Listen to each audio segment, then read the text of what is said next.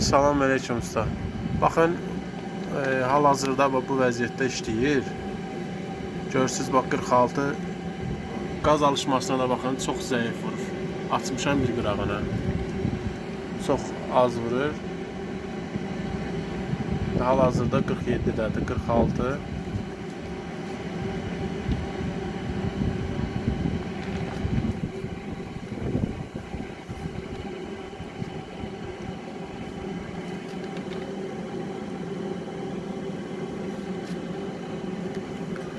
Buna baxın, deməli istilik düyməsini basıram. Bax 42-də qalıb indi. Görürsüz 42-dən qalxmır, bax söndü. İndi bir də bu reset düyməsi ilə bunu basanda dəyişir. Dəyişir. Bu yenə də 42-dədir. Sıxıb saxlayanda